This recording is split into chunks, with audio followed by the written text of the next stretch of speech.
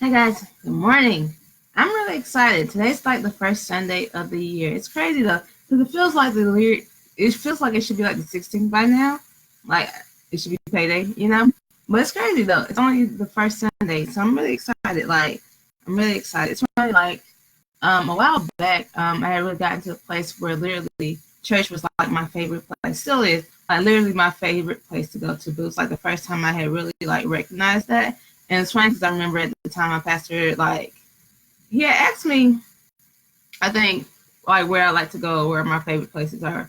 And at first I didn't say anything, but then I later texted him back saying, church is my favorite. He's like, oh, my favorite too. But then he wanted to share it with like the whole ministry. And I was like, no, that's a bit much. Anyways, because I was really shy back then. I wasn't really shy. I just said I had anxiety. Man, anxiety will get you every single time. But anyways, so today we have church, and I'm excited. Harvest City Church starts at 10:30, 811 Cypress Street, Greensboro, North Carolina. It's 8 o'clock in the morning. So no matter where you are within, as long as you're in like a 2.5 hour distance, you can make it. You can go, get up and go right now. Just hop in your car. Stop. Don't even watch. Stop. Go get in your car right now. Go. You live in South Carolina. You live in Virginia. You can still make it to church right now if you leave like right now. So that's my invite to you guys. Anyways, something else I just really started using. It's the app called Dwell. I don't know if you guys heard of it. Basically, it's an audio Bible, but what I like about it is that because there's plenty of audio Bibles out there, but what I like about this one is that you can really go to specific verses. You can go to the specific you have to do specific reading plans or listening plans, I guess. And for example, I had one through Kindle, through audiobooks, and the way they separated each, they had the Bible, and then they had it in chapters, but the chapters didn't align with the chapters or the books of the Bible. Basically, it kind of was just, I don't know how exactly they did it, but it was just they'll do for a certain amount of time, and however much they did during that time, that's how much that was how much a chapter was. But with this one, it literally goes through each chapter, this is the chapter, this is the next section. So I really like that. So if you're looking just to kind of listen to a Bible or just have that, Dwell is a really good one. So today this morning I'm talking about submitting to authority. It's crazy. I didn't realize I actually had issues with submitting to authority until it's crazy how that kind of came about, how I really recognized that I had it. Because I do a lot. I'm under a lot of people as far as, in ministry, but also at my job, I have supervisors and all that kind of stuff. And so the thing was, I never thought I had an issue because I was the smooth 80% of stuff, what people the people who are in charge of me tell me to do, I'm cool with. I do it, whatever, no problem. But the thing was, it wasn't that, and I thought that meant that I was, submitting under my authority or whatever. But actually, that's not really the case. See, the thing was, it was that extra 20% that I would have issue with. And it'll be a situation where, as long as everything they told me to do made sense to me, that I was okay with, that I agree with, I had no problem doing it. But as soon as it was something ooh, I don't want to do that, or that's something that doesn't make sense to me, or I just don't get it, I don't want to do that, then I would have an issue. And then it'll be this big, I literally would blow up into this big thing of, yeah, I don't want to do that. And so that really showed my heart, oh, you legit have an issue with submitting to the authority that God has placed over you. Crazy, right? So I started and this kind of goes back to a previous video, a couple of previous ones, just talking about God's love and me really realizing exactly what that means. Basically, that literally God created me because he loved me. And once I took that, I applied it to this whole situation of submitting. So we know the verse that says, God, what's the word?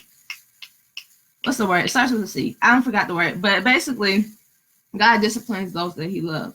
And so the reason why he's disciplining, the reason why you're in the situation where he disciplines you, it's not because he's trying to punish you, but he is trying to correct you, but he's doing it out of love. So it's not oh, you need to be punished in this moment. It's that you need, basically, that this is a situation where you need to grow in. And so I need to allow you the space and the time and opportunity to grow. So that might be why certain things are taken away, or you have to, sit out for a season or whatever. It's not because I want to punish you. it's because I love you and I want you to grow. And just knowing the intent and the motive behind it, that's how God, uses, like how he corrects us.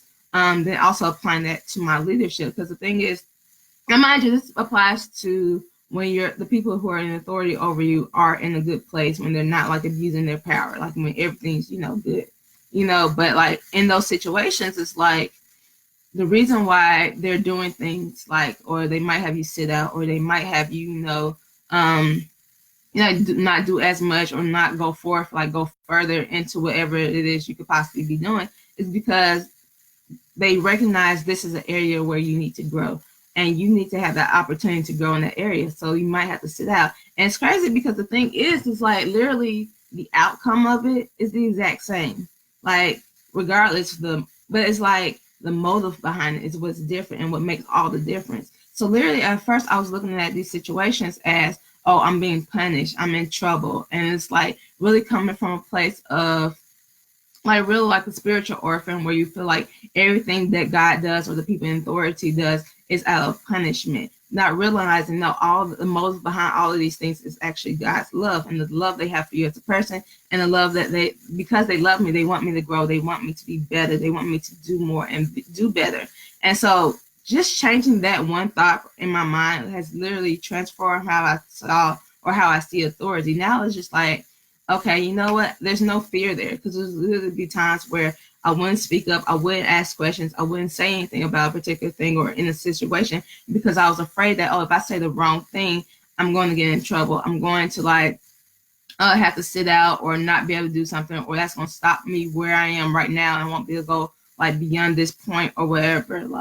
And so now realizing that, okay, you know what? No matter what it is, it's like they're doing these things because they love me and they want me to grow. It's like, okay, I'm free to now make those mistakes if need be. I'm free to be open and express how I feel. And at the end of the day, it doesn't matter what happens, because I'm going to grow from that moment. It's really awesome. And I was really thinking about it as it kind of pertains to my mentor. And I was like, it was a situation that I was thinking about. I was like, I might, we might have had to have a conversation about something. I don't really know. Hasn't happened yet. So we'll find out, I guess. But it was like at first, and I was just like, it's okay. It doesn't matter what happens in this conversation, in this situation, because regardless, it's because, she wants me to grow as a person, and it's not a big deal. It's not a big deal, even if there's a consequence or whatever. And I think it's not necessarily that anything has happened, but just kind of me thinking proactively, in the future, if something were to happen, regardless, it's just I'm in a place now where it's just oh, I'm not fearful of that. I'm not intimidated by it, because regardless, it's at the end of the day, she wants me to grow into whoever God has called me to be. So it's not an issue. And so just having that mindset change has really shifted how I see authority and the people that God has really placed into my life. Because I know for a fact that, everyone that God has placed into my life, one, God placed them there, and two, that they, just want me to grow and be better and do better. And so now that whole fear of a punishment or something like a negative repercussion or whatever is no longer there. So I can literally walk freely into what I'm doing, and I can make mistakes, and it's fine. I don't have to be perfect, because if I make a mistake, if I do something wrong, I'm going to get corrected. But the whole point is for me to do better the next time. So yeah, I just wanted to encourage you guys, if you're in a situation where you have to and the thing is, we're all in that situation. We all have to submit to someone, if ultimately it might be just God. But even there's someone here on earth that you have to submit to, just want to encourage you, change how you view them, change how you view that.